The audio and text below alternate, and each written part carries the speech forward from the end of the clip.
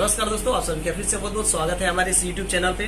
और आज का हम जो वीडियो है ये VRM सेक्शन जो उसका दूसरा डायग्राम है वो बताने वाले हैं। तो कॉपी पे ही ड्रॉ करेंगे और आपको समझाते चलेंगे, बताते चलेंगे और इसकी ट्रेसिंग भी करके आपको दिखाएंगे। ठीक है, कल वाला जो वीडियो हमने बनाया था उसमें हमने बोर्ड पे बताया था कि इसकी डायग्राम कैसे होता है, तो दोनों को ट्रेसिंग भी दिखाएंगे इसमें। तो चलिए, अगर आपको laptop, desktop, printer, CCTV, mobile, battery, e rickshaw, controller से रिलेटेड अगर आपको चीप लेवल रिपेयरिंग कोर्स करना है तो आप हमारे स्क्रीन पे दिए हुए नंबर पे कांटेक्ट करिए या फिर www.multirekinstitute.com पे विजिट करिए। तो चलिए दोस्तों, हम आ जाते हैं अपने कॉपी पे। आइए, तो आज हम पढ़ने वाले हैं VRM सेक्शन का जो दूसरा डायग्राम है ये। ठीक है, यानी VRM सेक्शन थोड़ा सा इसमें चेंजिंग है, वही चीजें हमें देखना है। ये आपका हो गया 4 पिन ATX कनेक्टर। यहाँ पे 2 पिन पे आपको 12 वोल्ट की सप्लाई आती है और 2 पिन ग्राउंड होता है। जैसे ये 2 पिन 0 वोल्ट हो गया और ये 2 पिन 12 वोल्ट की सप्लाई हो गया।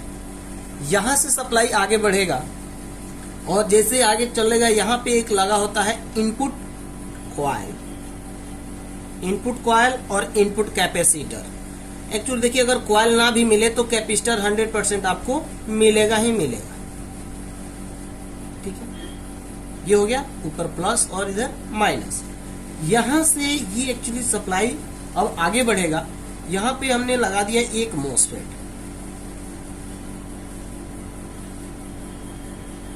ठीक है, ये मोसफेट पे आ गया, इसके ड्रेन पे कितना 12 वोल्ट की सप्लाई,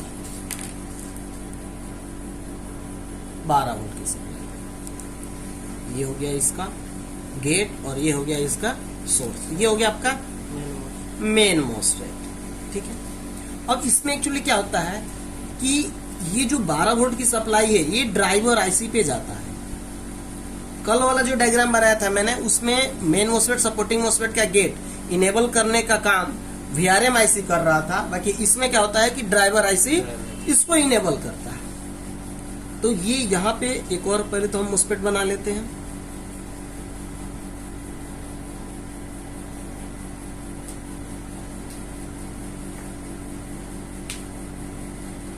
ठीक है, ये हो गया आपका सपोर्टिंग मोसफेट।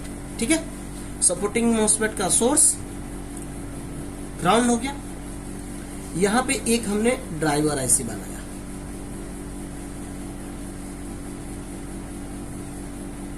ठीक है जी, ड्राइवर आईसी। इसमें कितने पिन है? 1 2 3 4, 1 2 3 4। इसको ड्राइवर आईसी भी बोला जाता है, फेस ड्राइवर आईसी भी बोला जाता है, या PWM आईसी भी बोला जाता है। ठीक है, अब ये 12 वोल्ट की सप्लाई जो है ये एक डायोड से कनेक्ट होके आ जाएगा हमारे बोर्ड पे। यहां पे आ गया 12 वोल्ट की सप्लाई। ये वाला जो पिन है, ये एक पिन क्या होगा कि इसके मोसफेट को, गेट को जाके इनेबल कर देगा। इसी में से एक और डायोड या रजिस्टर लगाकर बूस्ट वाले पिन पे सप्लाई दिया जाता है। और एक जो पिन होता है ये ग्राउंड होता है। ठीक है, ये आपका यहाँ पे रजिस्टर हो गया। इसके गेट को इनेबल करने के लिए 1 वोल्ट से 3.3 वोल्ट की सप्लाई यहाँ पे बनेगी। ठीक, अब जैसे इसका गेट इनेबल होगा तो इसके सोर्स से सप्लाई निकलेगा और सपोर्टिंग के ड्रेन पे जाएगा। ड्रेन पे पहुंचने से पहले इस आईसी को एक फेस के रूप में सिग्नल प्राप्त होगा जो आके यह बताता है कि मेन मोसफेट ने काम कर दिया है। एक तरह से फीडबैक सिग्नल ही होता है। जैसे ही इस फेस आईसी या PWM आईसी को सिग्नल प्राप्त होगा, ये क्या करेगा, तुरंत सपोर्टिंग मोसफेट के गेट को इनेबल कर देगा। जैसे ही सपोर्टिंग मोसफेट का गेट इनेबल करेगा, यहां से सप्लाई आगे बढ़ेगा। आउटपुट कॉइल, आउटपुट कैपेसिटर से होते हुए ये सप्लाई कहां चला जाएगा जी? CPU सॉकेट में। यहाँ पे हमने बनाया एक CPU सॉकेट ये हो गया हमारा सीपीयू सॉकेट,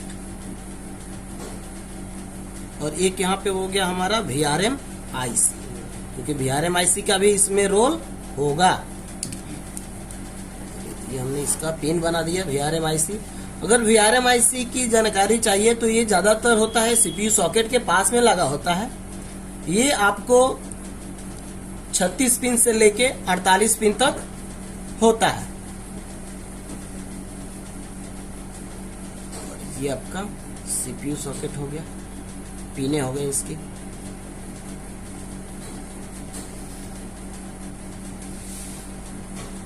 ठीक है, इसके अंदर कैपेसिटर लगा होता है, नॉन पोलराइज कैपेसिटर। और ये सप्लाई जो है आपको पहुंच गया कहाँ, CPU सॉकेट पे, और फिर ये सप्लाई पहुंच गया आपको VRM IC पे। कॉइल कैपेसिटर के बाद ये सप्लाई आगे बढ़ता है और बीच में एक रजिस्टर लगा होता है।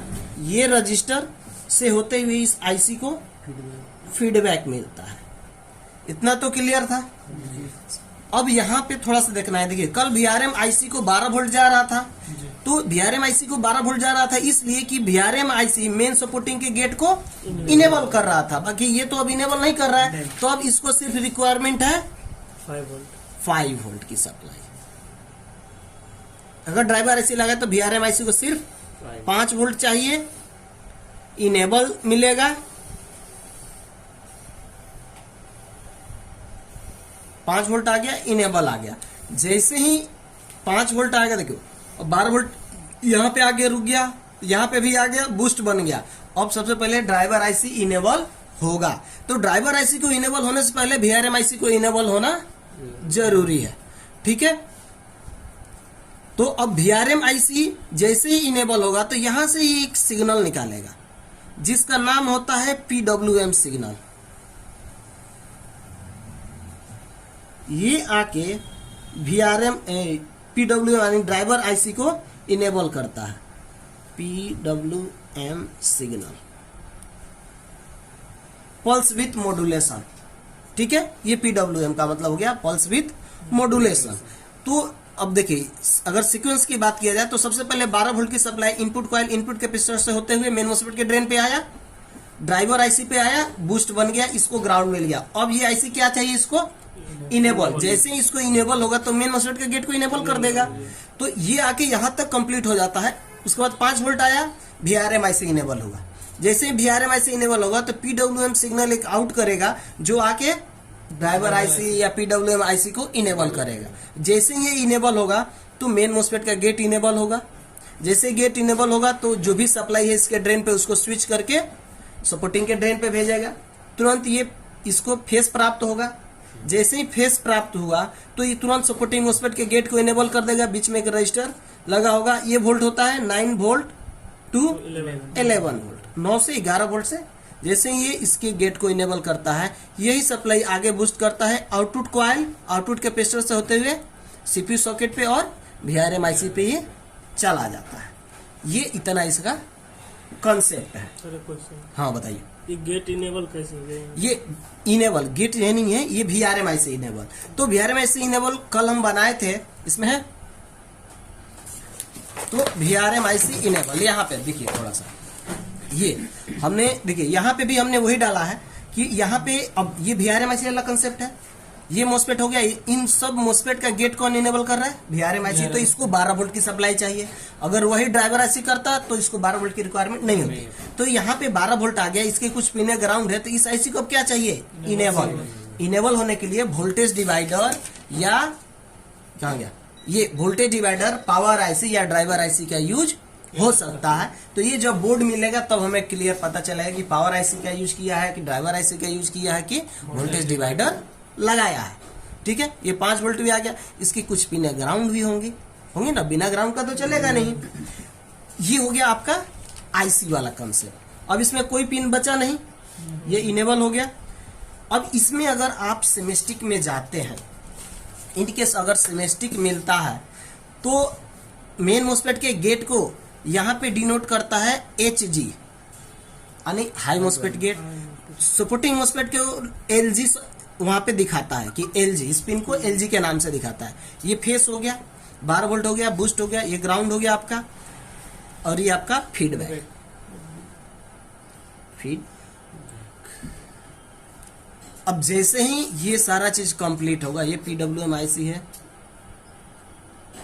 ठीक है। जैसे ही ये सेक्शन कंप्लीट होगा, सर्किट कंप्लीट होगा, तो अब यहां से एक सिग्नल आउट होगा जो इसको बोला जाता है P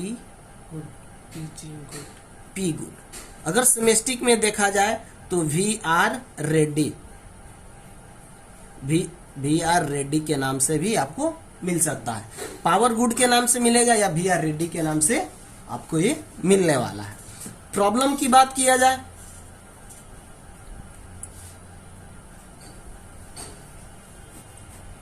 प्रॉब्लम तो इसमें सबसे ज्यादा प्रॉब्लम क्या आता है जी? नो डिस्प्ले,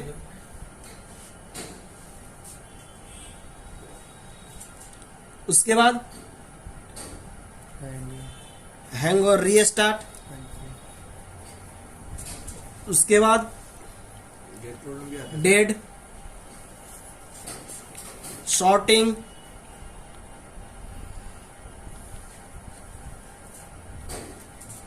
ये इतने प्रॉब्लम इससे आपको मिलने वाले हैं, ठीक है।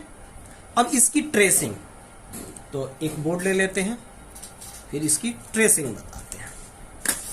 जैसे कि ये वाला बोर्ड है, अब यहां पे देखेंगे, सबसे पहले तो आपको आइडेंटिफाई करना है बोर्ड में कि आपके बोर्ड में ड्राइवर आईसी वाला कंसेप्ट है या फिर आईसी वाला कंसेप्ट है। तो जैसे कि ये बोर्ड है, चाहे ये बोर्ड है, चलिए ये सही है, और कोई बोर्ड है तो दे दीजिए उधर से। हाँ, ये वाला बोर्ड दीजिए हमें, ठीक। अब देखिए, जैसे ही आपके पास बोर्ड आया, ये दोनों बोर्ड है। अब इसमें देखेंगे कि ये VRM सेक्शन है कंप्लीट आपका, है ना। यह देखिए, ये 4 pin ATX connector, input coil हो गया। इनपुट कैपेसिटर की जगह ये इन्होंने नॉन पोलराइज्ड कैपेसिटर बड़ा वाला लगा दिया है। तो इनपुट कॉइल, इनपुट कैपेसिटर, ये मेन, ये सपोर्टिंग। अगर मेन सपोर्टिंग, ठीक है, तो यहाँ पे 3 पेयर है, 1 2 3 कॉइल है, ठीक है। ये कैपेसिटर हो गए आउटपुट वाले, ये आउटपुट कॉइल है। अब यहाँ पे मेन सपोर्टिंग के आसपास कोई ड्राइवर ऐसे दिख रहा है? नहीं दिख रहा है। और वही अगर इस बोर्ड की बात किया जाए तो यहाँ पे आपका एक मेन, 2 सपोर्टिंग, 1 ड्राइवर आईसी है ना, ये PWM-IC। फिर यहाँ पे एक मेन, 2 सपोर्टिंग, 1 PWM-IC। यहाँ पे एक मेन, 1 सपोर्टिंग, 1 PWM-IC, है ना। तो इस तरह से आपको पता चल जाता है कि इस बोर्ड में ड्राइवर आईसी वाला कंसेप्ट है। और इस तरह से अगर इसके आसपास कोई ड्राइवर आईसी नहीं है तो सारा जितने मोस्फेट लगे हैं सबका गेट जो आपका VRM-IC है यहाँ से इनेबल हो रहा है। तो अब दोनों डायग्राम हमने आपको बना दिया। अब जब आपके हाथ में बोर्ड, यही 2 तरीके होते हैं, जितने मदरबोर्ड होंगे सब में यही 2 डायग्राम होगा, या तो ड्राइवर आईसी से कंट्रोल हो रहा होगा या VRM-IC से। तो दोनों डायग्राम बना दिए। अब जो आपके हाथ में आएगा उसके अकॉर्डिंग आपको चेक करना है, ठीक है। तो अगर सिंपल से बात करें, ये ड्राइवर है, इसको ले लेते हैं, मल्टीमीटर दे दीजिए हमें। ट्रेसिंग करने के लिए मल्टीमीटर को बजर पॉइंट पे सेट करेंगे, बजर पॉइंट पे ऐसे सेट कर लेंगे, ठीक है। अब इसमें आपको देखना है कि 4 पिन ATX का यहाँ पे, ठीक है। तो ये जो आगे वाला नोच होता है, इस साइड का 12 वोल्ट की पिन होती है, इसमें आप लगाइए। यहां से सीधे आपको कहां पहुंचना है? इनपुट कॉइल, ये आपका इनपुट कॉइल है, ये इनपुट कैपेसिटर है, ठीक है। यहां से ये देखिए 4 पिन, ये 12 वोल्ट वाली पिन में मैंने इनपुट कॉइल, इनपुट कैपेसिटर से होते हुए डायरेक्ट हम पहुंच रहे हैं कहां? मेन मोस्फेट के ड्रेन पे, ठीक है। मेन मोस्फेट के ड्रेन पे आ गए, चलिए, ठीक है। चलिए, अब मेन मोस्फेट के मैंने ड्रेन पे आ गया। 12 वोल्ट की सप्लाई कहाँ आ गई जी? कॉइल कैपेसिटर से होते हुए मेन मोस्फेट के ड्रेन पे। यही 12 वोल्ट की सप्लाई डायोड या रजिस्टर, यहाँ पे मैंने डायोड बनाया है पर रजिस्टर भी हो सकता है। तो डायोड या रजिस्टर से होते हुए कहाँ आ जाएगा? PWM-IC पे। तो इनका ये PWM-IC है, बीप किया। इसके बीच में एक रजिस्टर लगा हुआ है 2 ओम का, ठीक है, 1.8 दिखा रहा है, 2 ओम का एक रजिस्टर लगा हुआ है। तो आईसी पे आ गया 12 वोल्ट की सप्लाई। जैसे आईसी पे आएगा तो ये आईसी क्या करेगा जी? अब इसी से यहीं से बूस्ट भी बनेगा, बाकी चीज हम ऑन बोर्ड में भी आपको दिखा देंगे। इनेबल वाला इस आईसी से कनेक्ट होगा, तो इस आईसी का हमें डाटा शीट मालूम होना चाहिए। तो इस आईसी का हमें डाटा शीट निकाल के उस पिन से हम यहाँ पे बीप करा सकते हैं। उसके बाद जैसे यहाँ पे सप्लाई आया तो मेन मोस्फेट, अब इस मेन मोस्फेट का गेट किससे कनेक्ट होगा, इसी आईसी से। तो चेक कर लेते हैं।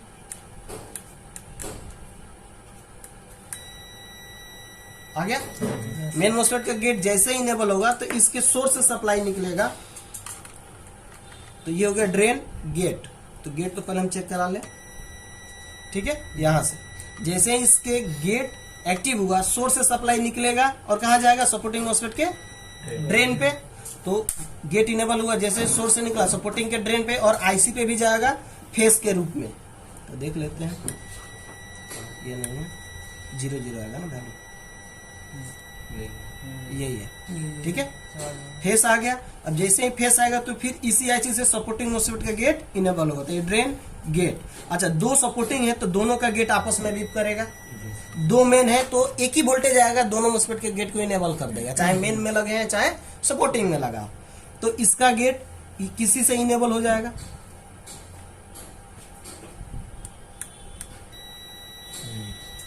इसी से इनेबल हुआ। अब जैसे ही गेट इनेबल होगा तो यही सप्लाई आगे बूस्ट करेगा आउटपुट कॉइल, आउटपुट कैपेसिटर से होते हुए। तो हम आ जाते हैं, इसके ड्रेन पे मैंने रखा, यानी यहाँ पे मैं रखा हूँ आउटपुट कॉइल, आउटपुट कैपेसिटर। तो यहाँ पे मैंने रख लिया आउटपुट कॉइल, ये output capacitor. Output coil, output capacitor से होते हुए सप्लाई आ जाता है कहाँ, सीपीयू सॉकेट में। तो हम यहाँ पे रखें, डायरेक्ट हम सीपीयू सॉकेट के अंदर जो कैपेसिटर लगे हैं इस पे चेक कर सकते हैं। आ गया। फिर यही सप्लाई कहाँ जाता है जी, VRM आईसी पे। तो हम यही सप्लाई आपको फिर VRM आईसी पे भी देख सकते हैं। तो आई होप आपको समझ में आया होगा। मिलते हैं अगले वीडियो में, तब तक के लिए बहुत बहुत धन्यवाद। अगर आपको laptop, desktop, printer, CCTV, mobile, battery, e rickshaw से रिलेटेड अगर आपको चिप लेवल रिपेयरिंग कोर्स वगैरह करना है तो आप हमारे स्क्रीन पे दिए हुए नंबर पे कांटेक्ट कर सकते हैं या फिर www.multitecinstitute.com पे विजिट कर सकते हैं। Thank you.